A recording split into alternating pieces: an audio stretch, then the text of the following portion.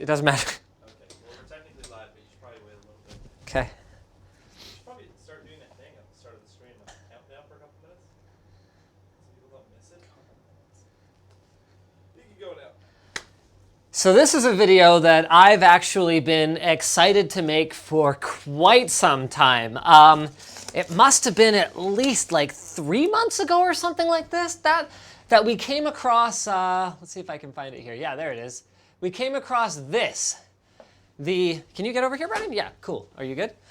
The PC water cooling rate 240 millimeter cooler pump reservoir CPU block rigid pipes DIY. So this is a sub $80 full custom water cooling kit from one of those like Chinese retailers, in this case, Banggood.com. Now, in the time since I excitedly ordered this thing, we have actually explored whether all-in-one liquid coolers are actually a better option than air coolers. And what we found was that compared to a very high-quality air cooler, like one from, say, Noctua, an AIO liquid cooler in, well, every case that we measured actually was more expensive while not providing the same level of performance, actually a lesser amount of performance. However, one of the things that we acknowledged in that video was that full custom water cooling loops were a little bit different. So the goal today is to find out whether a cheap full custom water cooling loop is still worth the extra effort, even if it actually doesn't cost any more than a high quality air cooler or a cheap AIO. So it comes packed a little something like this, and we're gonna get to our unboxing of the Banggood PC water cooling rate 240. Okay, I'm not gonna do that again. We're gonna get to that in a moment, but first, this word from our sponsor. Private internet access features fast multi-gigabit VPN tunnel gateways worldwide. If you're looking for a VPN, learn more at, what's the offer code? lmg.gg/PIA Linus1. Also, there's another thing we have to do. Hop on over here, you guys. You know, Jake, if we were really smart, we would have taken a mirrored output from this bench and then you could have switched to a screen capture. That would have been quite smart indeed, but we didn't do that, so Brennan just gets to film it. So we're keeping this really simple. Basically, this has only been sitting on here for, oh man, maybe 5 minutes or something like that. So our CPU temps, we're just gonna grab that. Yeah, sitting in about the 30 degrees range. That's what we'd expect at idle. So we're gonna go ahead and we're going to run our stress test for 5 minutes. Now, okay. If we were doing this as a pre-recorded video, we would run this stress test for probably closer to about 20 minutes. Because the thing about liquid coolers is that because water can absorb so much thermal energy before its temperature actually raises, what you're supposed to do is you're supposed to wait until it reaches what's called an equilibrium point, where the amount of thermal energy that it's absorbing is equal to the amount that's being dissipated by the fans on the radiator. So the way that you would typically do that is you'd wait for the water to warm up such that the difference between the temperature of the water and the temperature of the surrounding air is so great that the thermal transfer from the fans is more efficient and it matches the thermal transfer of the CPU block into the water loop. That's how we would want to do it. Unfortunately, we're doing this live. You know, we can probably get away with like a 10-minute test. Let's do a 10-minute test. We're doing this live. So what we're kind of stuck with here is a timed challenge. So our idle temperatures were 30. We're gonna run this for 10 minutes and we're gonna see where we end up on our CPU. Just so you guys know, we are presenting both of these coolers with kind of a worst case scenario here. So this is a Core i9 7980XE. Now I didn't do any overclocking or anything like that, but wait a minute. Why is this only getting 83% utilization? What the devil's going on here? That's weird. Does the FPU... What? You know, that shouldn't normally... Look at the CPU core power and stuff in IDA. Hit 100%. 120 watts only. Oh, that doesn't sound right. Yeah, no, this really does not sound right. Oh, man. Okay. Oh boy. Now we get to do some live troubleshooting and stuff. Oh man, I didn't bother to plug this into network because I didn't think I was gonna need it. I had all the utilities that I wanted. I don't even know if I have network card drivers on here because this is just like a rando bench that I grabbed and threw a boot drive on. Oh man. Oh man. Yeah, we simply will not be able to make do with 85% utilization there. That's not good enough. Okay, so in the meantime, we need to kill this test so that it can get back down to about 30 degrees, which actually shouldn't take it that long. And then, oh man, dang it. Okay, there's some good news. At least one of my onboard network controllers does have a driver installed, so we just need to wait for that to pick up and then we can grab another stress test. Yeah, I want to allow that. Cool, okay, so at least I'm not gonna be using SneakerNet to grab network drivers off of my, my work computer there. All right, yo, Anthony. IDA, for some reason, is only giving me 85% CPU usage. Do you have a suggested alternative? I was gonna grab Prime 95. Okay, yeah, sure. I know Prime 95 is not cool anymore, but like, Yeah, well, whatever. what settings do you have on it? No settings. I just set it to stress FPU.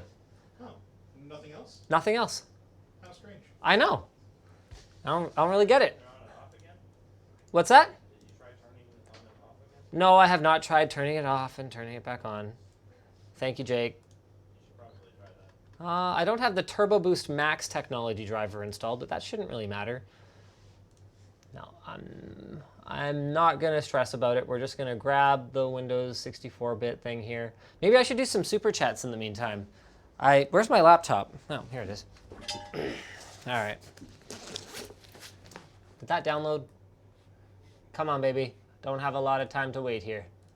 People are waiting. I don't know how many people are waiting because I don't have the chat open because I'm super prepared for my stream like that, but I'm sure at least 3 people are watching right now.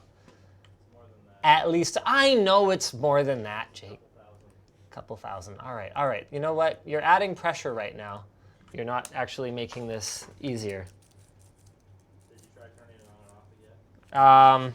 No, I have not tried turning it off and turning it back on yet. Is that a super chat or something? Like, is that why you're... Me telling you that you should turn it off and Ah, on again. thank you, Jake. Thank you for your input. I appreciate it. Like even just the software? You tried that? Like pre-launch? No, I have not started. I have not tried relaunching the software. Okay, tell you what. I will reboot. I can't even download this file. I'm just clicking this link and it's just not downloading. Come on. Oh, technology. You're so awesome. Meanwhile, my Chrome browser window here is just black. And not responding. Sorry, excuse me. Oh, Lordy. Come on, let's go. I swear, it's like sometimes I feel like magic. Like, you know, my family will call me, it'll be like, blah, it's not working. And I'll sit down, I'll like touch it, and it just like works perfectly. And I'm like, oh, I got like magic fingers. And then like the other 90% of the time, I feel like something's working perfectly, and all I have to do is walk into the same room as it, and it breaks. Oh, man, the new Creator Studio for YouTube, if anyone was wondering, it's abominable. It doesn't even have a live streaming tab in it yet, and they're telling us that, what is this? BIOS is updating LED firmware? That is a low priority right now. Very low priority.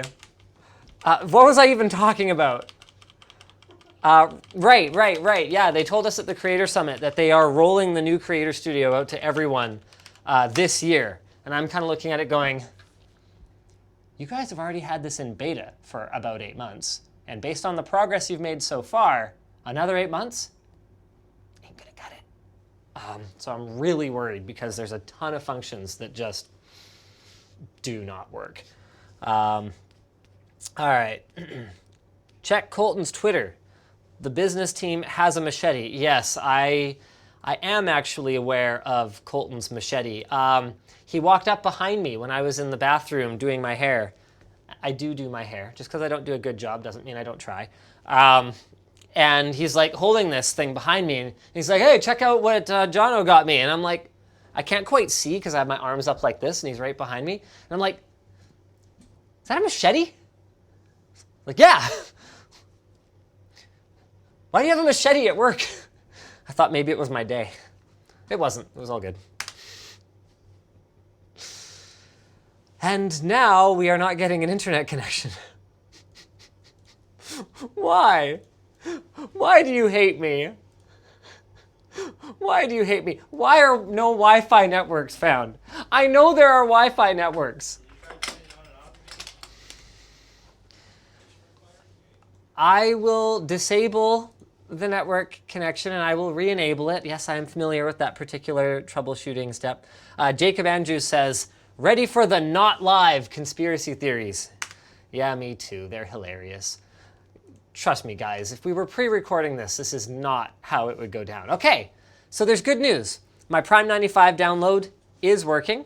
So we're just gonna pop into our downloads folder, hope that there's nothing incriminating in there, and extract this bad boy to a desktop folder. And then hopefully we're gonna see 100% CPU usage now, and also hopefully, where's this folder I just created? There it is. Hopefully we're also gonna be back down to about 30 degrees so that we know we're at sort of a good baseline starting point temperature. Because if we don't start at our idle temperature, then our load temperature won't necessarily be representative. All right, let's open this puppy up. Just stress testing, it's all good. 36 torture test threads, smallest FFT. Why don't we just do small FFT? Let's do that. Where did I go? Come on, baby. No, and computer sensors. All right, cool. So our CPU is at, oh, balls. Wait, what? Our CPU's at 40 degrees? Well, that's weird. Is it doing something in the background now? That seems a little high. I mean, I guess it is an 18 core. Oh, great. We're looking at about 8%, 12, 10% utilization in the background. What are even happening right now? SVC host. Yeah, okay. So, this was why I didn't really want to plug in the internet. Because I think it's just doing Windows modules, installer junk, Microsoft content updates, that kind of thing in the background.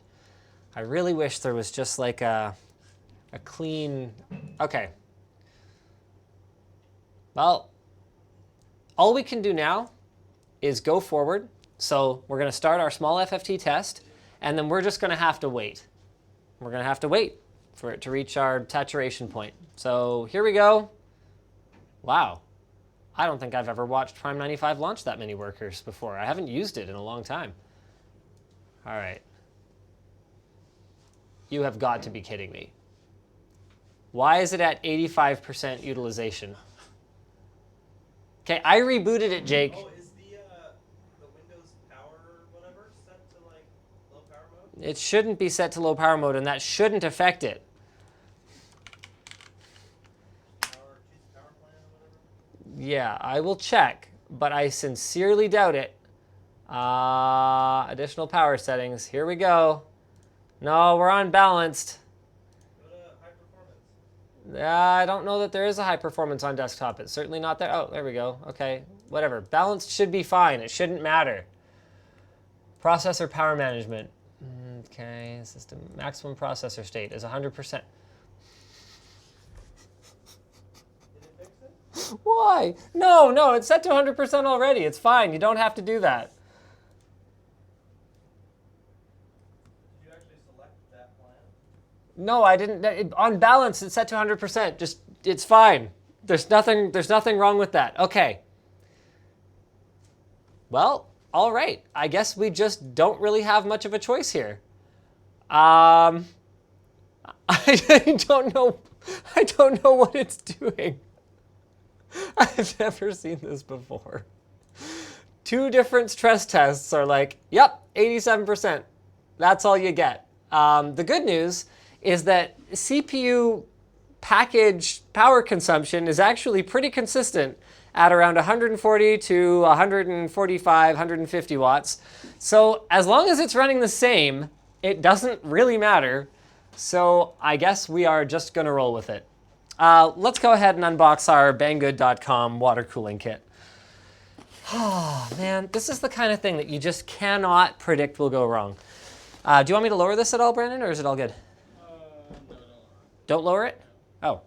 Should I put it back? Sure. I will put it back. All right, cool. So I actually don't know what's in these unmarked boxes. I can take some guesses. This is probably a reservoir. That's weird. It looks like it comes with 3 fans, even though it's a dual radiator. Why don't we start with that? Start with the most obvious thing. So any water cooling kit, all-in-one or custom, is going to come with a few fundamental parts. One is a radiator. So this is what allows you to take the thermal energy that it's absorbed by the water from your CPU and dissipate it to the surrounding air. Because that's right, folks, at the end of the day, fundamentally, everything is air cooling, unless it's phase change cooling, in which case, eventually, it's air cooling. Now, something I'm sort of curious about is what materials this radiator is made of. So you can see we've got a pretty dense fin arrangement here, so this will probably perform its best with sort of more pressure optimized fans, like higher speed fans. And there's a couple other noteworthy things about this design. So one is that unlike a lot of higher end radiators these days, one of the fluid tubes is actually right under these fan screw holes. So this was a bit of a design flaw of older radiators, and it was quite common for people to accidentally screw their fans in too tight and puncture the tubes. With that said, what they've done to combat that is they put a really large gap in here, so it would actually be kind of hard to bung that up. So I'm not going to take off a ton of marks here. What I would take a ton of marks off for is if this thing is not made of brass or copper. I'm just gonna resort to just using a flashlight to look in here, and oh, that's rough. Yeah, no. So you guys aren't gonna get a great look at this, I don't think. Can you get right down the barrel of that thing? Probably not, Brandon, right? Can you see it without my phone getting in the way? Can you pull it off? The point is there's no copper color in there. There's no brass color. This is clearly an aluminum radiator. I was pretty sure, just picking it up, like it's super crazy light. But yeah, so at the very least, what I would recommend if you have an aluminum radiator and if we have any copper components in here is using some kind of anti-corrosive additive. And I shouldn't have really used the word recommend because I don't recommend that. That's a bad idea. Mixing metals is a super, super rotten time. And you shouldn't do it. Take a step back. Sorry. All right. So there you go. There's our radiator and mounting hardware. Next up, oh, wow. So I guess I'm making an assumption here that these are actually real, but if they are, then hey, it ships with deep cool fans, and wow, these actually might even be LED fans. So this thing should look pretty cool if nothing else. I was expecting like no-name like Yate Loon fans or something like that, but no, this seems to be surprisingly decent. Really quiet. I'm actually not sure though if that particular header on the motherboard is being speed controlled right now, and I have no Molex harnesses plugged into this motherboard right now, so I can't double check that. But I was allowing Corsair to use their own management. We were just going to kind of see how loud it gets, for better or for worse anyway. So there you go. It'll be an apples to apples comparison, or it'll be a comparison anyway. All right, let's see what's in our next box. Actually, let's do this one first, because, yep, I'm pretty sure it's another one. There you go. This one's the same box as the fans, but it seems to have something else inside. Oh! Okay. So this seems to be kind of an oddball size of tubing. It doesn't look like 1/4-inch tubing. It looks a little bit bigger, but it's certainly not 3/8. I think I borrowed a tape measure from James the other day. Hey, James! Hey, James Stride. Hey, Alex. Can you throw something at James? Sure. Cool, thank you. You didn't know? Oh, I thought you were going to actually throw it. And I was going to be like, well, Brandon, at least make sure you catch it. Can I borrow your tape measure? I don't have it. You don't have it anymore. No, I put it down where it belongs. Oh, he put it away. All right. Your arm span. Yeah, I actually don't care that much anyway. So we got about 6 feet of tubing. That should be enough for our purposes today. Oh, man. All right, here's where things I think are going to get really interesting. Here is our block. So we've actually had some pretty good experiences with just like cheap blocks off these Chinese marketplace sites before.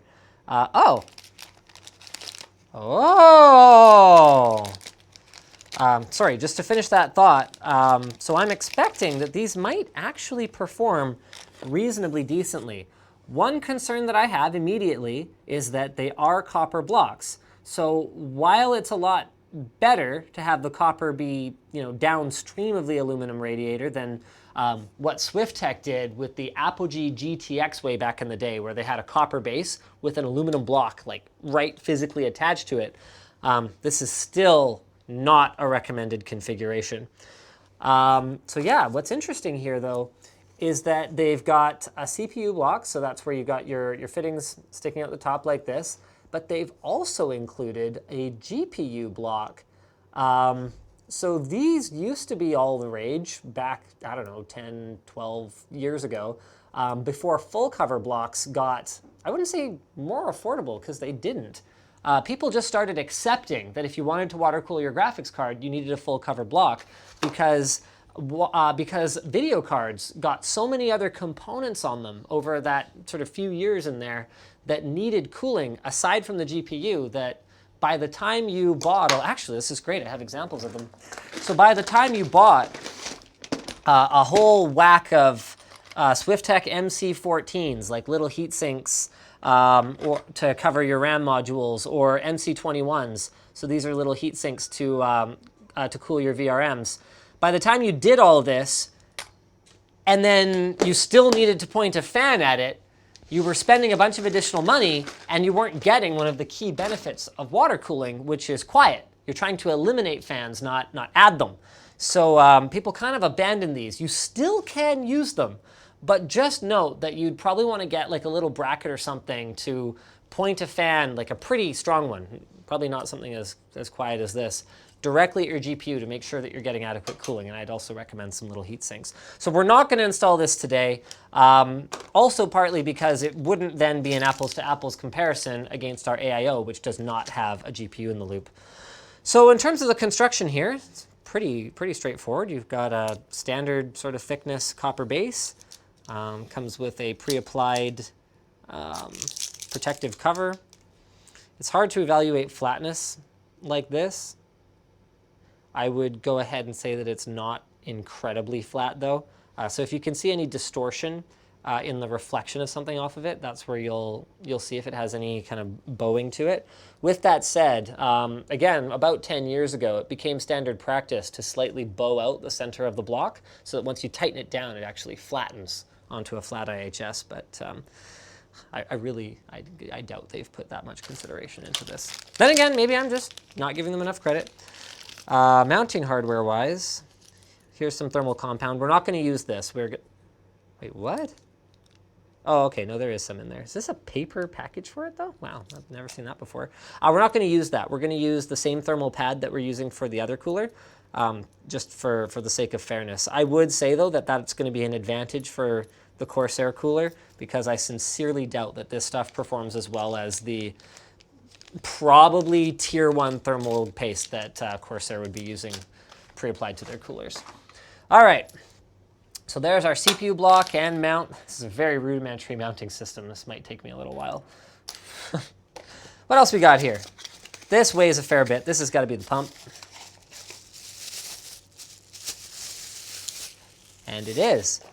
This is another thing that I would consider to be a likely advantage for the Corsairs of the world. This pump is off-brand even for a Chinese pump. Like, it doesn't have, like, you know, Changhong Electronics on here. I think Changhong actually makes TVs, but don't worry about that. Minor details. Like, it has no markings on it whatsoever. Just a Molex lead with some basic sleeving on it sticking out of the back. And then they've gone ahead and they've put a plexi top on it. So it looks like whoever's making this kit is just sourcing these like these pumps, and then they've gone ahead. Like, I wonder if it's the same. It'd be hard to tell just looking at the acrylic. Yeah, you wouldn't really be able to tell anything from that, but I'd have no reason to believe that this is made in a different place either. So they've both got the same kind of markings around the outside here, kind of like streaky. Hard to say, very hard to say. All right, last part. Hopefully this is as fun for you guys as it is for me. I'm actually having a blast right now. So this, as I predicted, is our reservoir. So for those just tuning in, what's remarkable about this kit is that it's just $80. So that's actually cheaper than the dual 120mm AIO liquid cooler that I have back here, and price competitive with something like a high-end air cooler from Noctua, except that it is, for better or for worse, fully custom water cooling. Now this is where a surprising amount of the cost of water cooling actually is, in the fittings. And as fittings go, these are actually like pretty nice. So they're G1/4 standard threading. They've got recessed O-rings, so you can't accidentally over-tighten them. They've got they've got a hex portion to them here, so you can tighten them with a wrench if you want. And they're nickel coated or nickel plated, both on the outside and the inside. Like, this is actually. These are decent fittings. I was half expecting them to be made of aluminum because the radiator was made of aluminum, but they're not.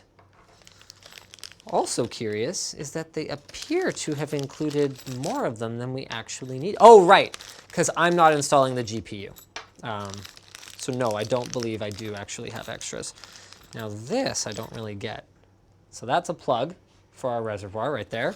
And then this one right here, I have yet to determine the purpose of. Also included, these have kind of gone out of fashion, but they are effective. I forget what these are called, but these are an older style of tubing clamp right there. Dang, what are these called again? Can't remember. Primo Chill did some really nice ones way back in the day. That was before they did those disastrous plastic fittings. That was bad. Oh, the last thing included in the kit. An Tbt Funnel. Look at that. That's a Linus hand for scale. Isn't that hilarious? How useful is that going to be? Come on. You gotta be kidding me. All right. So this is where my plug goes.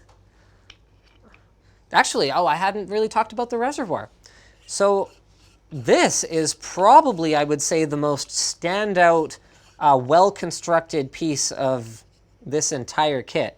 This is crystal clear. It's called the spring clamp. Spring clamp, thank you. It's crystal clear. These are nice, like, these feel like really nice rubber O-rings compared to the ones on the fittings that are kind of your more basic. They're not as squishy, not as malleable. Like, these are really nice. It threads in and out like just really well. The machine markings are really minor compared to the rest of the stuff. Like, this is actually a perfectly nice reservoir. The one deficiency in its construction here is that it doesn't have like a proper baffle to prevent air from being recirculated in the loop. With that said, it's tall enough that it shouldn't be a huge issue, and it does at least have this little piece of tubing right here that will bring the bubbles up away from the from the outlet here. So we'll do our best with it. It should be okay, but it is not ideal. So I'm going to start fitting things up. This really is the main drawback of custom water cooling, especially once you get the price the same, that it's more work to build it up. So, oh, are we ready? Actually, come on over here, Brendan. Are we ready to get our results from our AIO yet? This has been running for, oh shoot, it doesn't tell me how long it's been running for because, oh man. Oh, okay, how am I gonna figure this out? What do these lines denote? Are they like 15-second lines? We'll find out. 5, 6, 7. Okay, they're like 7-second lines. Oh, crap. Actually, you know what? We're getting pretty close. Yeah, we have mostly reached equilibrium here anyway. So you can really see this, we're clearly approaching an asymptote. So if we were to say 53, 54 degrees, I don't think anyone's going to begrudge us that. Anyway, we've got a little bit more time because I've got some... 17 minutes. That's 17 minutes? Have I been talking for that long? Holy smokes, I just talk and talk and talk, don't I? Luke was right. That was one of his mean things that he said about me in the roast, was that I just never shut up. And I was like, well, all right, fair enough. I think, oh, wait, what? Okay, I'm having a hard time figuring out what their plan was for the fittings here.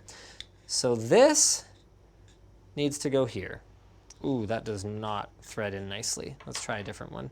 See if that's any better. They did not do a great job of tapping these threads. And I would know a not great job of tapping threads. I'm something of an expert. Oh, shoot. Yeah, you can actually see there's a real screw up there. Well, I was saving this for later to talk about our sponsor for today's video, the Ifixit Essential Electronics Toolkit, but I actually need it right now. Let's pop this open. I can use just one of their pokey tools. Whoop. So I'm going to see if I can kind of get that excess junk out of there with a spudger, and if that clears it up a bit. So you can see that now, right? Can you see the extra bit there? Mm-hmm. Okay, I need to do this upside down so that if it falls out. There we go. All right. Let's see if cleaning up that thread helped. Some of these shallower? No. Let's try the other one. No, these are just... hey, Jake, can I ask a favor? Yeah. Can you grab a wrench? Yeah, I think I'm going to need to wrench this in. Pliers? Pliers. Pliers would not be ideal, no. I would really like a wrench. Just one of the adjustable ones is fine. So you can see here, my O-ring is making contact, but just barely. So this is already a reason that I would suggest for most people, if you're going to do a custom loop, going with high quality components from known manufacturers like your Fft Test and EKs and Alpha Cools of the world, because you are far less likely to find a random issue like this where it just frankly wasn't QC'd. Like, I'm not only running up against kind of rough threading here, I feel like I'm bottoming out, which don't tune out now, but could be a showstopper for us. I mean, we could just like crank it, but then we might crack the plexi on the top. So in the meantime, while we wait for Jake, we can go ahead and mount our fans to our radiator here. So I'm going to go with exactly the same configuration that I did for the Corsair Rad. Thank you, Jakku. Appreciate that. Wrench. All right, let's do our best here. Oh gosh, be gentle. I will be gentle. I'm always gentle, Jake. I'm like a gentle giant. Giant. Except I'm not a giant, so that should tell you how gentle I am. I don't know where I was going with that. Oh man, these are, yeah, like I'm clearly bottoming out, but I did manage to get about another third of a turn out of them, and it seems like I've got okay contact there. Should we bring in our engineering consultant? Hey, Alex! Come give me your expert opinion over here.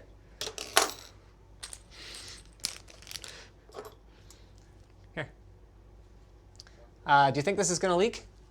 Nope. What do you mean, nope? No, the fittings. Like, Yeah, where? like around the O-rings. Do those look sufficiently mushed to you? Here's a not installed one for context.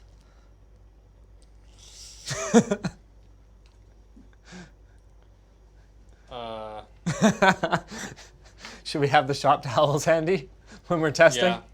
All right. Thank you. Nice drama. Yeah, I guess so. If that's the goal, then I guess mission accomplished. You could also just run a tap through there if you wanted. Well, I don't think that's really the problem. I think it's actually the machining that they did for this this like expansion thing here. We might actually even be right up against the copper fins. How thick is it? No. Yeah, it's weird. We're up against something. We could run a tap through there, couldn't we? Yeah. Or we could just see if it leaks. Yeah, we could just see if it leaks. No, yeah, don't worry. Don't worry about it. All right, carry on, whatever you were doing. Is it something important? Just tell me it's important. It's okay. I was just trying to think of if it's embargoed or not. Ah, okay. He was trying to think of whether it was under embargo or not. A lot of the stuff we do, like we feel like, oh yeah, we should do like a tweet about this, and then we look at it and we're like, oh yeah, no, we're not allowed to talk about that until the NDA is up. It's frustrating because we'd love to just tell you guys about stuff as soon as it comes across our desks, but it's just not always that simple because you break enough embargoes and companies stop sending you stuff. Now, to be clear, no one we work with has like consequences for a negative review or anything like that. It's just that an embargo has a clear and appreciable and demonstrable damage that it does to a company if you break it, because like it might give their competitors insight into their product launch that they can then use to counteract it. So like, you know, someone could make the argument that us breaking the embargo on pricing for something, you know, cost them hundreds of thousands of dollars in sales or something like that. So you got to be really careful around that type of stuff. All right, so there's our radiator. And I think we're actually pretty much ready right here. Check this out. We've settled in. So our room temperature right now is 23 degrees Celsius. I know because I set it to that right before we started. And we've settled in at 52 degrees, running at 2.25 gigahertz. This seems to be like a power throttling thing of some sort. I think that's what's going on. I think there must be some kind of BIOS setting or something. Anyway, if we change nothing, then at least we have a fixed load, and we ended up with 53 degrees Celsius. So we can go ahead and shut down our system, and we can start installing our weirdo banggood.com one.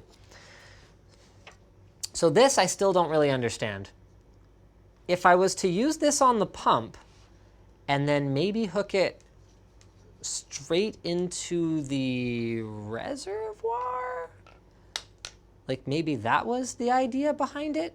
But then the funny thing about that is now, if you look at this, so I've got all my fittings installed here, I am now one fitting short if I actually did want to use the GPU. Or if I didn't use this weird connector one, then I am two fittings short, and I just didn't get fittings for my GPU. So I think they might have bunged this up in more ways than one. Anyway, these threaded in just fine, so this is all good. Let's go ahead and tighten these on just in case. What did I say? 43 degrees, right? Jake? Huh? 43 degrees, right? For what? For the temps. It's 53. 53, thank you, thank you. Yeah, 43 didn't seem right.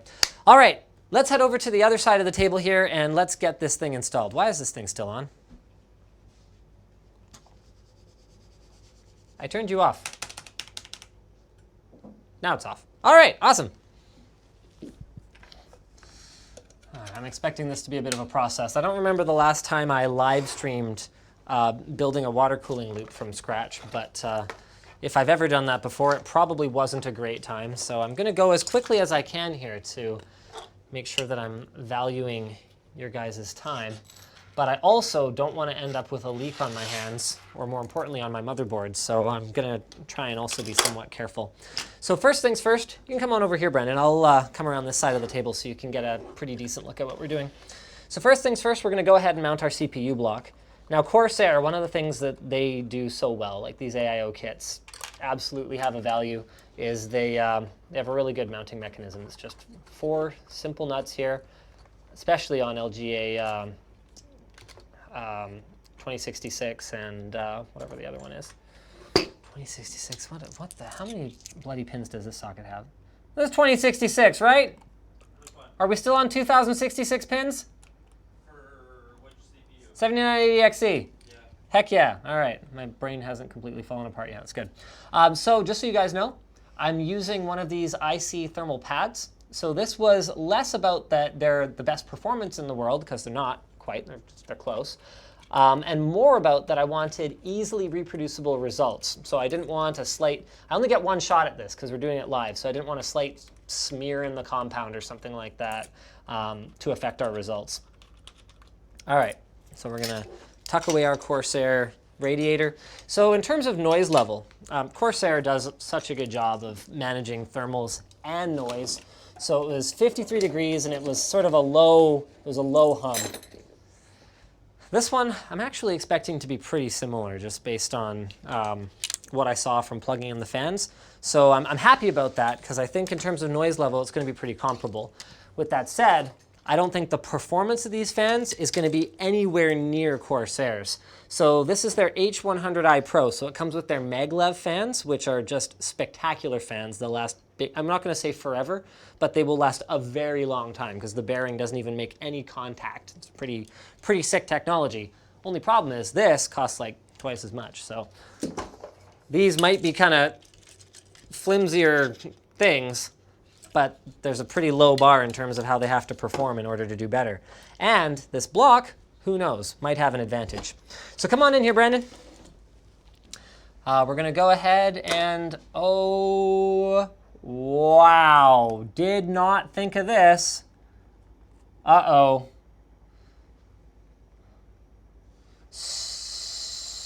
So, this block has the whole alignment for LGA 2066. So you can see it's got a big enough plate, which is good. That means we're not completely sunk yet. But it doesn't have the mounting adapter that you need to screw into the built-in mount for LGA 2066. It's a bolt through.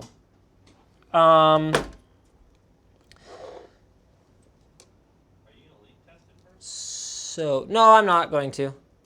So we're gonna have to improvise a little here. Now I do have an idea.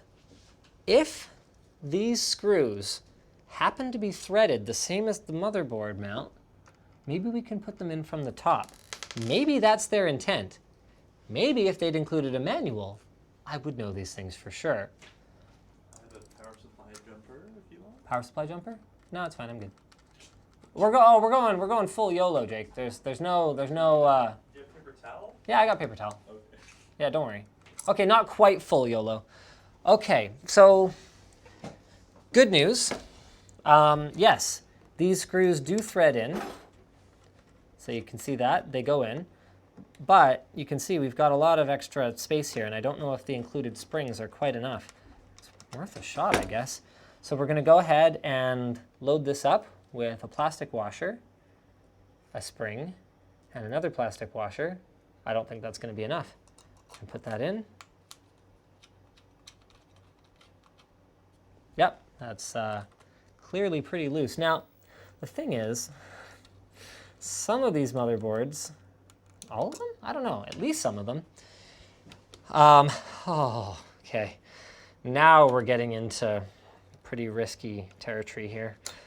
Some of these motherboards actually have like just a plastic thing in between, and you can poke like a through-hole mount through it without damaging the PCB of the motherboard. But the thing is, I don't really have a way to find out without just trying it. So I guess that's what we're going to do. So, oh, yeah. Let's see. So you can actually hopefully see here, there's actually a hole in the PCB, and there's just like a plastic like stopper there. So if we just kind of jam this in here, it's possible that we'll be able to bolt it through from the bottom.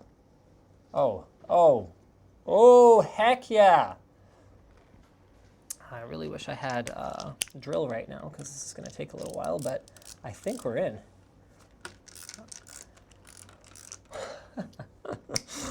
All right, this is so stupid. So we're going to go ahead and throw a plastic washer on here. That's really important because we don't want the metal head of the screw to be right up against the back of the PCB of your motherboard here. And we're going to go ahead and screw this puppy in. Oh, man. Oops.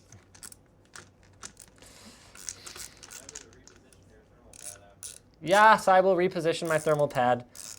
Look, Jake, I'm not the one who forgot to take off a protective cover yesterday. Yay! If you guys follow us on Twitter, that was Jake who forgot to take the cover off the bottom of a CPU block. You know what, though? I can't give him too much heat about it, though, because for years, I could say with a straight face, I've never done that. In all my years of building computers, I have never forgotten to take the protective cover off the bottom of a heatsink or a CPU block. And then, I don't remember when it was exactly. It must have been about a year ago. I finally did it. And I didn't even realize it until I was taking the system apart, because it wasn't a system that I was using for thermal benchmarks or anything like that. And it was a relatively low power one, it was LGA 1150 something. And it was a really good cooler. So it actually was good enough that the CPU wasn't thermal throttling or anything.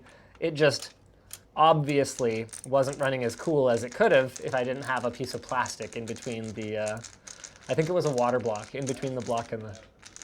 What's that? Yeah, you figured it out right away. All right, well, good for you. I mean, you were doing thermal testing on the system. It's actually a really cool system that he's working on. Shoot, I'm letting myself get distracted here, and I'm making mistakes. This is how these things happen, you know. When you're trying to film a video, I forgot to put my plastic washer on this one, and as I said before, that would be an extraordinarily bad time. Now, there's actually a good chance it would be fine, but I'm not going to roll that die today. Die being the key word. As long as there's no traces actually right around there, then all you're doing is you're just mashing some copper and fiberglass junk together. It doesn't really matter. But if there is a trace nearby and you short it or you crack it, then your board probably won't work, unless it's like a ground or something. And even then, it might not work, or it might have really weird behavior that it takes you years to figure out, oh, that was the problem all along. I guess I shouldn't have broken my stuff. Okay. Well, I did not anticipate how long this would take. My bad, everyone. Oh, I guess I could read some super chats if they were over here. Hey, Jake, could I trouble you to retrieve for me my laptop? Could you put it right there on the keyboard, and then maybe I could read super chats while I do this? Cool. Okay, all the ones I'm looking at now are just dollar amounts. So thank you, Wolfstar, and 1984 Labrat, and I can't really read this very well, and NC or whatever that is. Drew Still Plays. Would you recommend the Rads alone from Banggood? I would recommend any radiator that is not made of aluminum, honestly. I mean, the thing with radiators is that the best way to get better performance out of a water cooling loop, okay, and this is JMO, just my opinion, because there are definitely characteristics of radiators that make one perform better than another one. But the best way to get more performance out of radiators, from my perspective, is to add more of them. Some of them will have lower pressure drop, so you can put more things in a loop and without compromising your flow rate. Some of them will perform better with particular fans or with other fans. But to me, radiators have kind of always been kind of like splitting hairs. And if you really want more performance out of your loop, just throw another one in. Get a bigger tower, throw in another rad. The one thing I would watch out for is to make sure that they're not made of aluminum. I never recommend an aluminum radiator.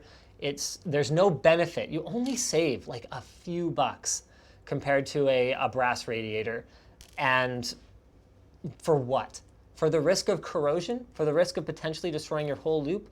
Like, I don't think it's an unreasonable additional cost to spend a little bit more on your rad in the first place. Shoot, there was something I was going to say. Right. I just want to be very clear, though. Sorry, it takes actually a fair bit of pressure on the bottom here to punch through these stupid plastic things. I'm not saying that you can't have any aluminum in your radiator. I'm just saying that it can't be anywhere that contacts the water. So a lot of radiators use aluminum for the little fins that go in between the water tubes. That's fine. Aluminum's dissipative characteristics are actually excellent. So using aluminum there is just fine and dandy. It's just the rest of it needs to be brass, which is similar enough to copper that you don't end up with a ton of galvanic corrosion, or it needs to be copper. Copper radiators are actually quite rare. The most common material is a brass core with, or like brass end tanks with aluminum fins. All right, so a couple false starts there on these through-hole mount screws, but we are finally in, and hopefully this mounts all right. Okay, go ahead and throw this back on the bench. There we are. All right. Ooh, it's stuck. You've got to be kidding me. Oh, there we go. Okay, this was kind of jamming it in there. All right, so we're going to reposition our thermal pad here. Can you see that okay, Brandon? Do you want me to lower this table? Okay, cool. We're going to throw that on there. And theoretically, this is now as simple as throwing one of our washers here. Now we don't actually, technically need this washer here. It's actually for the other side of the board where you put the nut. But hey, it's on there now, so I guess we'll protect our hold down plate from getting scratched. That's the only possible benefit of what I'm doing right now. It will also actually increase the mounting tension a little bit, but probably not an appreciable amount. Wait, are these not screwing on? Wait, what is this? Oh, that's this one. Okay. Oh, I was like, I took these nuts off these bolts. How is this not going on? Not fair. Not fair, PC gods. The PC gods. They are a harsh and cruel mistress. All right. So I'm going to go down until, I don't know, the thumb nut is kind of a little lower than flush with the bolt there. All right. We're going to call that on there pretty good. Now, we just need to plumb up the rest of our loop. Hey, Jake, could I get a pair of scissors? Sorry, I really did intend to prepare for this stream, but you know me. Thank you. Have you ever taken a look at the Master Air G100M? It looks like an arc reactor from Iron Man. I have it and I get great temps. Honestly, we kind of did away with case reviews a little while back just because Are you gonna need sorry? You gonna need water? No, I have water. Wait, where'd it go? I filled up my orange water bottle. Well, if you don't mind finding my orange water bottle, that would be swell. I think I'm just gonna go get it. I don't think it's in here. It might be over by the sink over there. I was just going to use tap water because, like, realistically, I'm not leaving this set up for very long. Where was I going? Yeah, we kind of did away with case reviews a while back just because there's not a whole lot you can do to eliminate variables on a case in terms of testing its performance. Like, you can try, but you're always going to end up with, like, you know, what's the right answer? Do you fill every fan slot? Or do you run every case with the same number of fans? You know, how do you make concessions in some cases for, you know, for like ones that are designed for compact builds versus ones that are designed for bigger ones? Do you hold them all to the same standard and just report the temps and the acoustics? How do you measure the acoustics of a case? Like, there were a lot of questions that we could just never find good answers for. And if you're just going to evaluate the aesthetics and the ease of building in them, honestly, I kind of found the video we did recently, which was kind of a live stream like this one of just building in a case. I found that was probably the best way for me to tackle it, but that won't include kind of detailed thermal analysis or anything like that. It's just a quick build. Okay, this is not working. I cannot get this over the barb. Ow. I wish I had pliers right now. Sucks. Like digging into my fingers. Yes, yes, I know you're supposed to use pliers. I was hoping to do it with my hands because I don't have pliers. I give up. We're just going to roll without them. No, I'm good. I mean, honestly, that's enough of a bulge. I'm not concerned that it'll leak. To be clear, I would never install it long term like this because it will leak eventually. These tubings tend to kind of stiffen up over time, and when they're kind of held like this, that becomes their new home, and then they can easily kind of stretch a little bit more, or the water can slip past them. But when they're still in their kind of fresh, tight state like this, and you stretch them over something, it's not really a concern. I'm far more worried about this O-ring here. All right, so that's on there. There's our rad. Now we just need our reservoir, which does actually have a mount that comes with this thing, but we're not going to bother with that. We're just going to, maybe can I pull it? No, okay. I was actually kind of hoping to just find something that I could strap it to. Oh, yes, this is a perfect opportunity to plug the LTT cable tie. Get a close up there, Brandon. LTT logo. LTTstore.com. We've got that there. We've also got the Linus Tech Tips water bottle. Our next shipment is coming, I think, in 2 or 3 weeks, something like that. Really excited for those. Those have been an absolute smash hit. Like, we don't actually sell a ton of merch.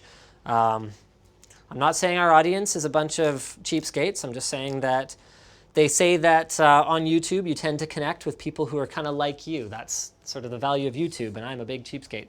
We don't sell a lot of merch, I'll say this. I'll say that much. But the water bottle has been just a smash hit because it looks really cool. It's got like functionality that matters. It's, you know, vacuum sealed and all that kind of cool stuff. Yeah, so I'm excited to get more of those in. Oh man, trust me, this is a high quality cable tie. That's not actually the issue. I just didn't have it tight enough. There we go. Yeah, I did. Thank you. Okay, so there's my res. Let's go ahead and cut a little bit of tubing to go between our pump and our reservoir here. Just like a little baby one like that. Shoop. Oh, that was not a clean cut. That's bad. Especially because I'm not putting clamps on this. I don't want to leave any danglies like that, so I'm just going to do a better job. One key when you're cutting tubing, if you don't have a proper tubing cutter, is to roll it as you're cutting it. That way you actually do get a pretty clean cut. Yay, Linus Pro soft water cooling tips. No one cares about those anymore because it's all about hardline now, but whatever. All right, now where do I need to go next? So I'm going to go out to, sure, let's go out to here and then out to there. Easy peasy. Just so you guys know, I'm not going to the radiator first because I believe that going to the radiator first affects the CPU temps in some meaningful way. I actually had a bit of a debate with Steve from Gamers Nexus about whether the loop order matters. He was like, oh, should we go to the CPU first or the GPU first? Which one are we trying to overclock harder? And I was like, what? What are you talking about? And he was like, yeah, the loop order matters. And I was like, I really don't think so. And I was like, look, do I need to make a video proving you wrong? And he's like, bring it on, be my guest. So I'm actually kind of considering making a video about whether loop order matters. Now that I've said this, though, he's probably going to go ahead and make the video. So we'll see. We'll see. We'll see. Maybe he won't. Maybe he won't. Love Steve. Love Steve. We had a really good time when he was up here for the roast. Did a couple videos together. Go check out his channel. It's Gamers Nexus. He did a couple videos while he was here. One kind of profiling us and how we make our videos. What was the other one he did? Jake, do you remember what the other one was? The what, sorry? Yeah, oh yeah, he did a tour of our office that actually includes some information that had never been seen before. We lost a nut. Oh, there it is. Dropped my nut. There we go. Okay, so I just need one more tubing run here. This is kind of an awkward tubing run. Da, da, da, da, da, da. Anyway, I love Steve, but water cooling is something I do actually know a fair bit about, and so I was kind of thinking maybe I'll make that video, but maybe I'll be wrong. So maybe I just shouldn't make the video. No, we should make it regardless, because I'd want to know if I was wrong. This is the stupidest funnel I think I have ever seen in my life. Look at this. It's not even that much bigger. Like, it doesn't increase the size of the target much at all. I'm going to use it. I'm going to use it because I paid for it, but I'm not going to like it. I need to grab a Molex cable here. Oh, wow. It's almost like I planned that. And no, I didn't. I just need to get this connected right about. Yeah, you're not going to see this, Brandon. I can barely see what I'm doing here. I'm just going to have to do it by feel. Boom. He's that good, folks.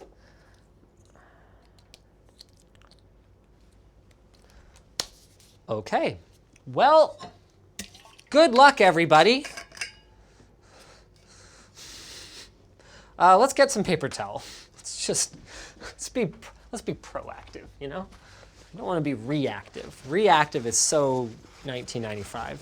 I want to be proactive, not amateur active, you know? Pro.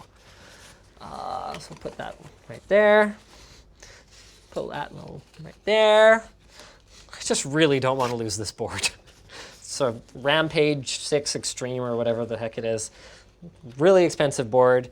And Gary from ASUS is a really nice guy, but if I break another board and I'm like, hey Gary, actually it's not even me who breaks most of the boards around here, to be very clear. But if we break another board and I'm like, Gary, we need another motherboard, he'll send it. But I know he'll be making comments, you know? Comments. Like those guys.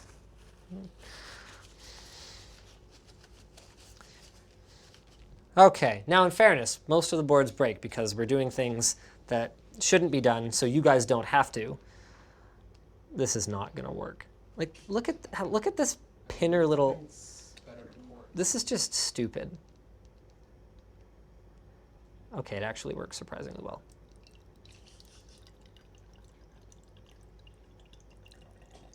Why don't you just take the top off?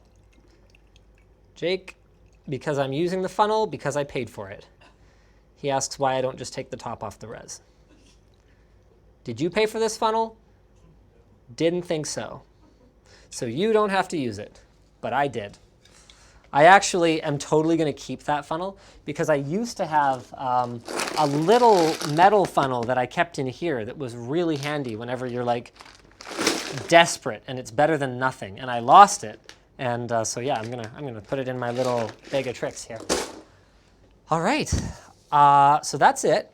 We're ready for our power cycle now. Let's go ahead and throw our graphics card back on here.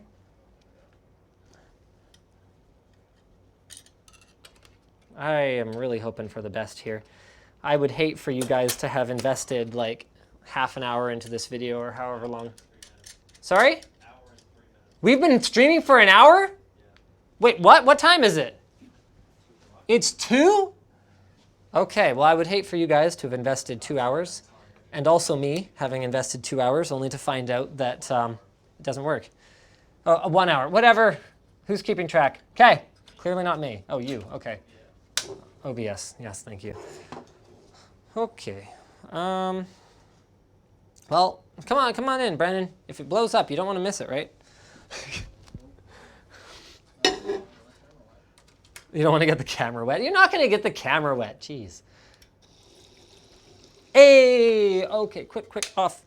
All right, now we're going to do another round of filling. Now, one thing that sort of blows is that this round of testing will inherently take longer because of our reservoir. There's far more water in our loop this time, so it will take longer to reach equilibrium. So I'm going to have to figure out how to stall you guys for at least 20 minutes while we wait for it to warm up. You know what we should have done? Oh, Jake, you know what we should have done? Is we should have warmed up the water so we wouldn't have to wait so long. Oh, I've already mostly filled it. Okay, put hot water in the rest of this if you don't mind. Jake, I want hot water in the rest of that container. Like, empty it and then put in the hottest water you can. Isn't that like It's fine. Seems like a bad idea. No, it's a fine idea. Don't worry. It just means we'll reach equilibrium faster. That's all.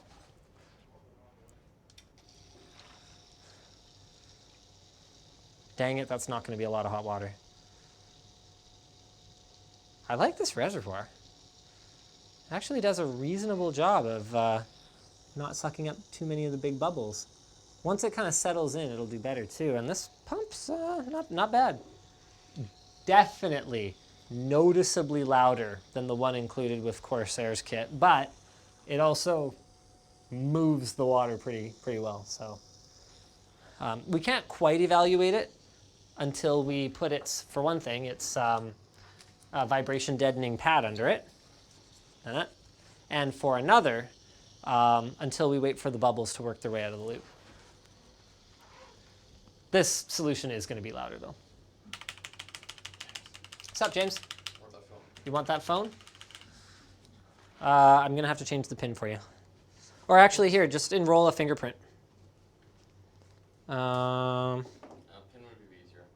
A pin would be easier? Not just me, right? All right. Okay. One moment, please. Are you live streaming? Yeah, I'm live streaming. Do you mind actually pointing away? Because I don't want anyone... This is like a real pin. Yeah, point at James.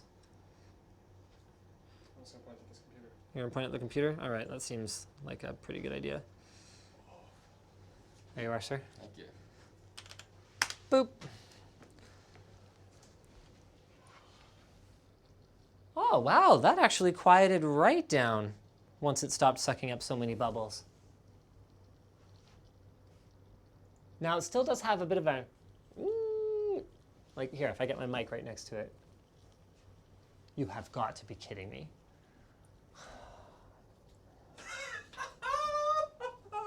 That's so funny. Thank you, Jake.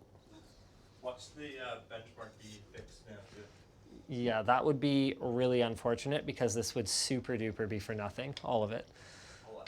We'd have to redo the video. Like, just do it as a standard upload. Sorry guys, LOL. Okay, that made no difference whatsoever. I shouldn't have bothered with that, but oh well.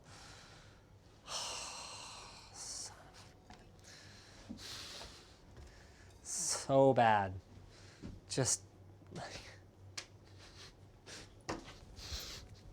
front of 20,000 people. yeah, well, this Microsoft, this is what you do. This is what you cause. 20,000 people are waiting for you right now.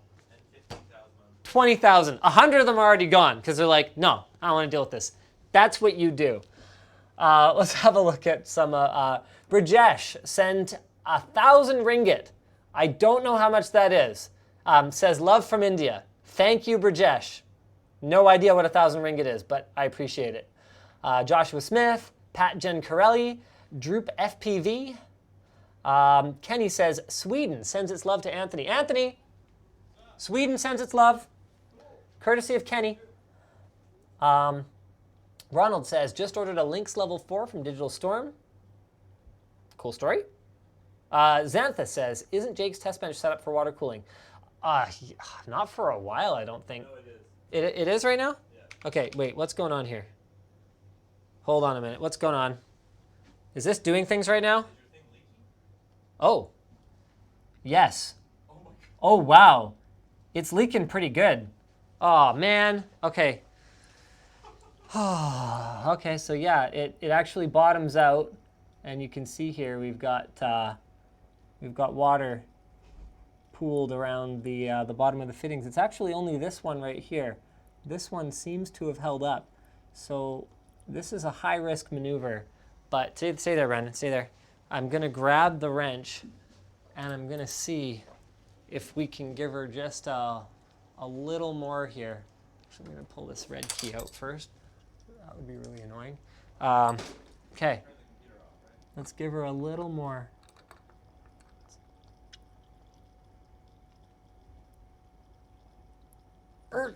Okay. Okay. Where's my paper towel? Where's my paper towel at? So I'm just going to take this kind of soaked one here and sop up the rest of it. I'm going to throw this new one in here. What could go wrong? That is a serious design flaw. Every once in a while, you encounter a product and you go, did anyone ever try this before putting it in a box and shipping it to a customer? And I don't mean this particular unit, the one I'm holding right now. I mean this product.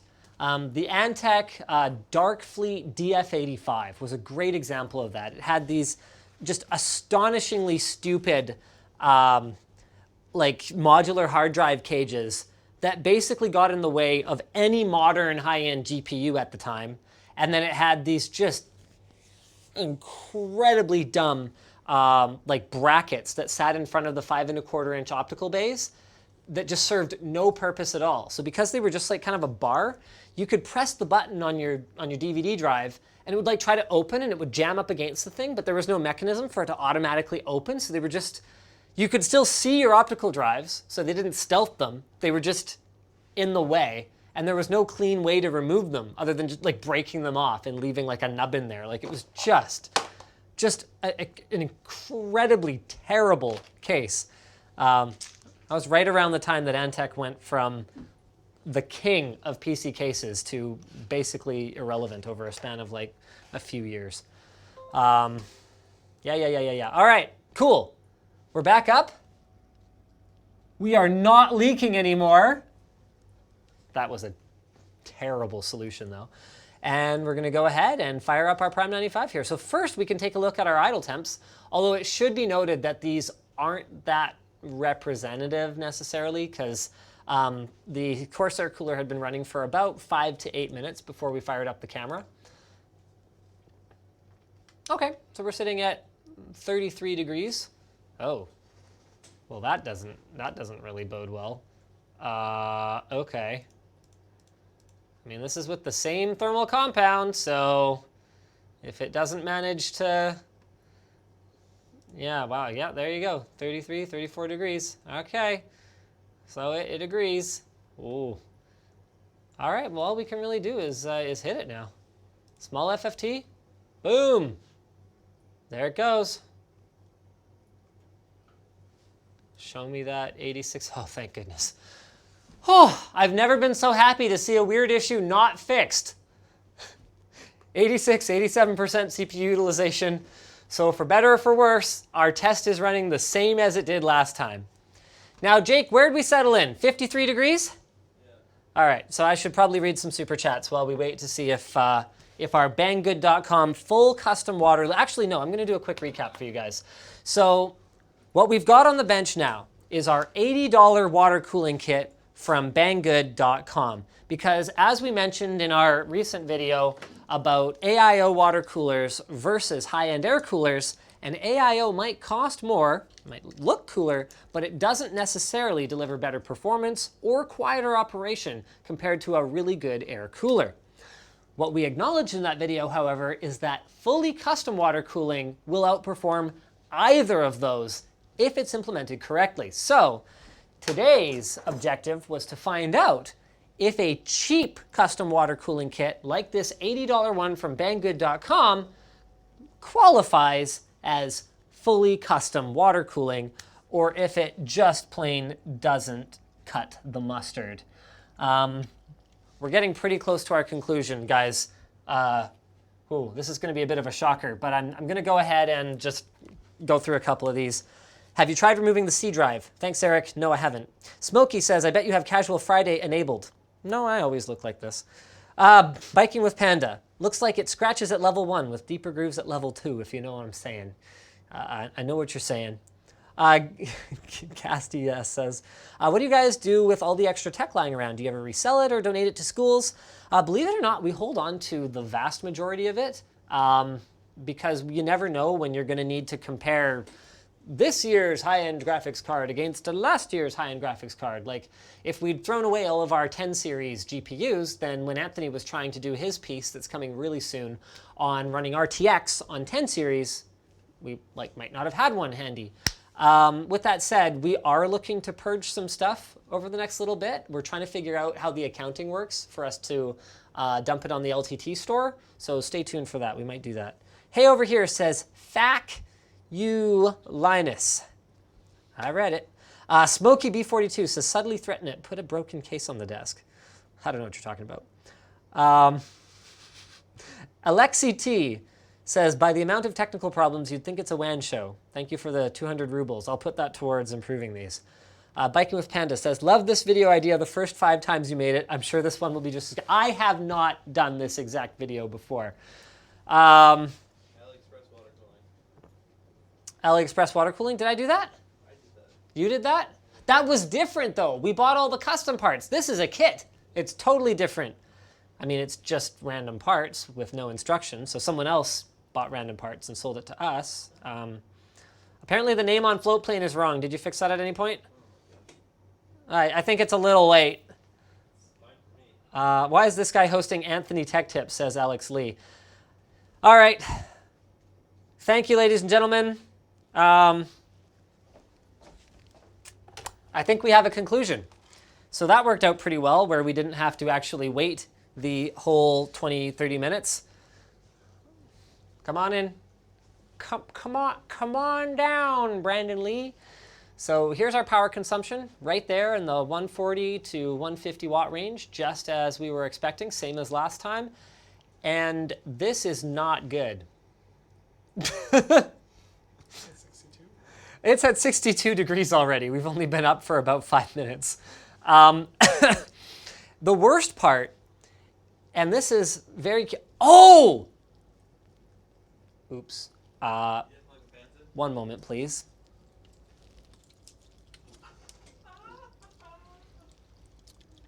Whoops. Whoops. Okay, look, we all make mistakes, especially when we're live streaming. Let's go ahead and, okay. Well, that was definitely a demonstration of, you know, how water can absorb heat. If I was really clever, I would have been like, aha, I did it on purpose. Remember how I wanted to heat up the water so that we would reach equilibrium faster? You know what? I like that story. I'm going to stick with that. Yeah, no, I totally forgot. Okay, so these fans are on now. So that's good. Yes. They're blue, da-ba-dee, da-ba-da. You know what? Let's go make sure we've got all the air bled out of this as well while we're at it. Ooh, that radiator's a hot boy. Ooh. Wow, these fans really do not move a lot of air. Huh. Well, that's really unfortunate because I'd say if this had better fans on it, it would definitely be a closer contender anyway. We're gonna see how it turns out here, but I wouldn't be surprised based on how little air these are moving if we actually don't end up cooling off that much. The good news is we have time to read a few more super chats from you kind folks. Where'd they go? Ah, aha! Dr. Mobius says, Jay's 2 cents already did a loop order video and proved it doesn't matter. Yes. In fact, I might have done one at one point. I don't know. You make 4,000 videos, eventually you forget a couple of them. But there are ways that we could demonstrate it scientifically that I'm sure Steve would appreciate. And I don't know how Jay did it, but if he just did it by like plumbing up a CPU and a GPU, then plumbing up a GPU and a CPU, the thermal sensors that he's working with are just simply not accurate enough to prove beyond a shadow of a doubt that it makes no difference. Phonics says, hello from Cube Coders. Tell Jono and Anthony we say hi. We're happy to be working with you guys. I actually didn't know we were working with them, and I don't know who they are, but I guess I will soon. Wildcard says, live stream a trip to home hardware for pliers. No. The IRL category has enough nonsense live streams at this point. We don't need to go to home hardware for pliers. Chaco the Scholar says, who benefits the most from liquid cooling, Intel or AMD? Like so many Intel versus AMD questions, the answer is just not that simple, I'm afraid. Both AMD and Intel have products that will benefit more from water cooling and have products that will benefit less from water cooling. Something like a Ryzen 5 2600 probably doesn't benefit from water cooling pretty much at all. You throw a decent air cooler on that thing and you're going to overclock it as far as it'll go anyway. Zen Architecture's overclocking is limited not by thermals in most cases, but rather just by hard architectural limits. It only clocks so high. So Intel also has CPUs, like for example, a Core i5, they finally launched their 9 series non-K SKUs, but anything that's a non-K SKU, if you can't overclock it, as long as it's not running at like 100 degrees all the time because you installed it in a Mac, it's not gonna have any benefit because the CPU only goes faster when the clock speed goes faster. But then again, Intel and AMD also both have processors that definitely benefit from water cooling. Something like 32-core Threadripper or Intel's 28-core Xeon W. Those are both going to benefit from water cooling, even if not to go faster, definitely just to run quieter. Rawl asks, why do I hate Star Trek? I don't hate Star Trek. Did I ever indicate in some way I hate Star Trek, Jake? I wasn't a Star Trek kid. I was a Star Wars kid. So the only thing that really ever made me mad about Star Trek was people being like, oh, cool, are you watching Star Trek? And be like, no, it's not Star Trek. Because Star Wars is not the same as Star Trek. But that's it. I don't like hate Star Trek or anything. I mean, I'd probably have some unpopular positive views of Star Trek. I really liked the reboot. I know a lot of people didn't, but I did. So there you go. Reboot movies, okay in my book. Star Trek Discovery? What about that? Show? Yeah. I never watched Discovery. I'm a lot older than you. I was a Next Generation kid. That's a new show. It's a new show. Oh, I haven't. I don't know. I don't have time to watch TV shows. I've been busy playing. Actually, I've been busy playing like the best game that I've probably played in years lately. If you like retro RPGs, so if you were like, no. So they obviously localized it for Japan, but no, I believe it was a Western team working on it. Crosscode, fantastic.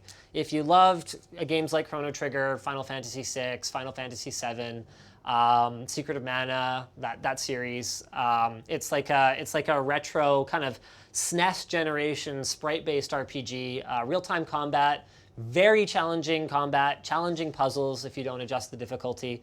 I didn't. I was like determined to beat the stupid thing on the regular difficulty. So it's got like these timed puzzles where you have to go through and do everything like perfectly as things anyway, I'm not going to spoil anything about it, but I mean, really it's like I'd always kind of had it in the back of my mind that if I ever had just like way too much money and no idea what to do with it, I wanted to like resurrect that style of RPG where it's really not about the graphics, it's not about the cinematic cutscenes, there's no voice acting, purely text-based, just great musical score and a gripping story. And Crosscode did an absolutely fantastic job of it. I finally finished it last night, and I put like 60 hours into it. So for how much that game costs, I think it's like $15 or something like that on Steam. I don't remember how much I paid. It was probably less because I got it on like the Halloween sale or something, but $20. For $20, it's fantastic. You should just get it. Absolutely loved the combat system. It never got boring. If I had to criticize one thing about it, I would say some of the dungeons dragged on a little bit. And there's one point where you go to a place and you're kind of like, I'm not really going to have to do 2 of those dungeons in a row, am I? And then you do, without like any story connective tissue in between them, really. So I think they could have paced it a little bit better, but other than that, I just thought it was absolutely fantastic. 10 of 10 in my book, best game I've played in a long time. If I'm being honest with myself, if I don't allow myself to look through my nostalgia glasses, it's probably better than Final Fantasy VI. But I would have to replay 6 in order to say that definitively. I don't know. The characters are just, some of them in particular, just fantastic. Absolutely lovable. Anyway, the good news is, I think we're done here. So it's not as dramatic a loss, but our Banggood.com water cooling kit is officially worse than an AIO. Now, to be clear, this is an excellent AIO, but Corsair has ones that are a lot less expensive that would also be like more price competitive and would easily be performance competitive with this. This doesn't like absolutely trounce their other AIOs. It's not like a 10-degree difference or anything like that. And this is 4 degrees more. So what that leaves us with is that this is custom water cooling, but at a performance level that is just not better than high-end air or a decent AIO liquid cooler. Also, it comes with some additional risks. You've got a no-name pump. You've got a block that was not tapped correctly for the threads that were included in the box. And you've got an aluminum radiator, which, like I said, having it physically away from the copper CPU block is a lot better than having them right next to each other, but does pose entirely unnecessary risks in the long term. So thank you very much, guys, for coming along for the journey. And thank you to Ifixit, who sponsored this video with their Essential Electronics Toolkit. I forget exactly what the talking points are, so what I'm going to do is just go through everything that's included with it. It's got one of their fantastic, basically indestructible pry tools. It's got one of their spudgers, which I used earlier on in this stream to kind of pick at something, which is exactly what that's for. It's got their convenient rotating driver kit with the nice rubberized grip in here. It's got 5, 10, 16 of the most common bits, including some security Torxes, some slots, some pentalobes, some Phillips heads, a tri-wing. Yay, Nintendo. It's got their ESD safe tweezers, their suction cup for removing screens, and a couple of their picks along with the Jimmy tool. So you can get your own for just $19.99 at ifixit.com/Linus. Wait, what? ifix.gd/2L6 small q, small I, small k, capital W. Go for it. Oh yeah, it comes with a lifetime warranty. So thanks for watching, guys. If you disliked this video, you can hit that button. But if you liked it, hit like, get subscribed, or maybe consider checking out where to buy the stuff we featured at the link in the video description. Sorry? They want you to change the fans. Change the fans for the NLs? Yeah, everybody's spamming change the fans. You guys know I have other stuff to do today, right? Brandon, are you able to do it? Because if you're done, we can be done. No, it's fine. Go for it. You sure? This is a fucking long stream. I know, I'm sorry, Brandon. You guys know Brandon is dying, right? Like, Brandon is an absolute super trooper. He has, here, you guys, look, this is what you're doing to him right now. You guys, look, like it's fine, but you better thank him. That's all I'm saying. This is what he's equipped with right now. That's what you're making him hold for 2 hours. 2 hours. Look at him. Look at his face. Look at his eyes. You can't see it. You can't see it. It doesn't matter. It doesn't matter. He's suffering. That's my point. I'm sorry, Brandon. I promise to never do this to you again, except if it accidentally happens like this.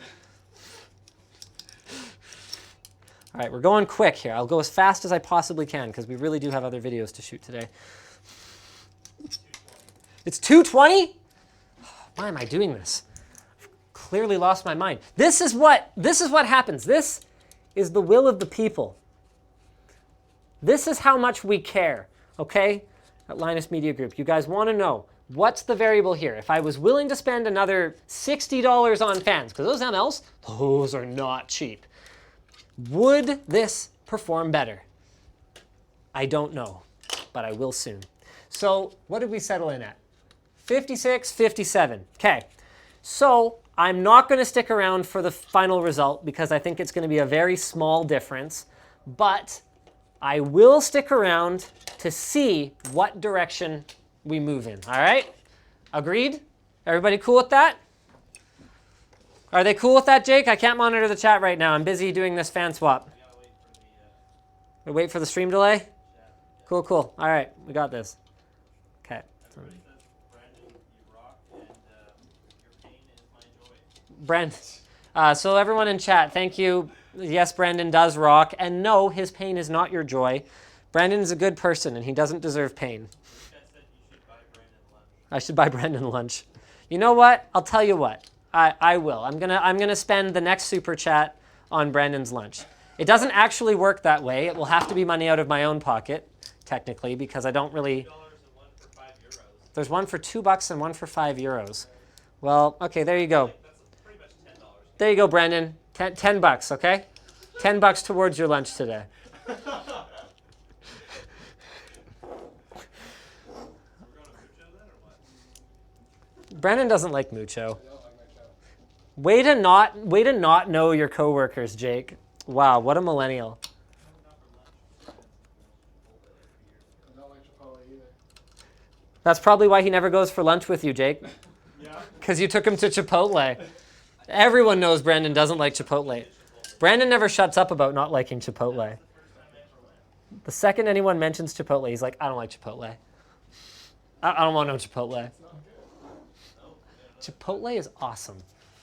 Fully 10 out of 10 endorse Chipotle. Another $5 USD for Brandon's lunch. No, Brandon only gets $10. So that's like 17. Now they're just throwing it away. Lunch only costs so much. There you go.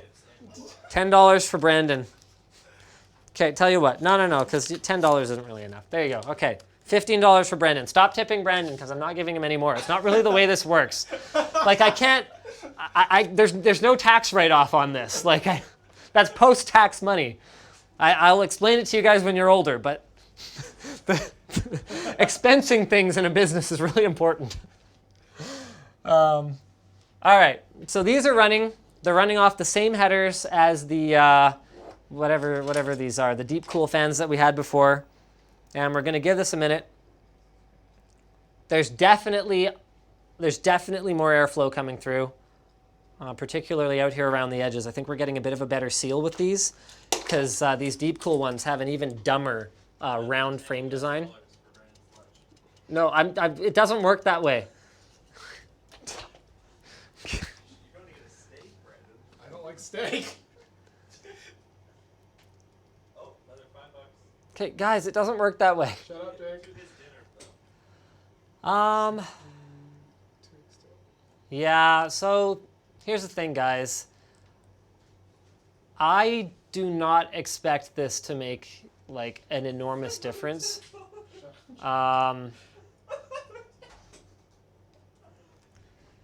Yeah, it's not immediately dropping. Like this is not a night and day difference. And by the time you go and you spend this kind of money on new fans for your banggood.com loop, you might as well have just gotten a better block, better pump, better radiator, and put crappy fans on it. Like that's where you're getting most of the additional performance. Better rad, better block. So no, sorry guys, didn't work. Peace out.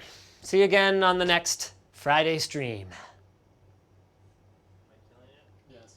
Yes. $50 for Brandon. You can just leave me sitting here awkwardly, or you can kill the stream. Leave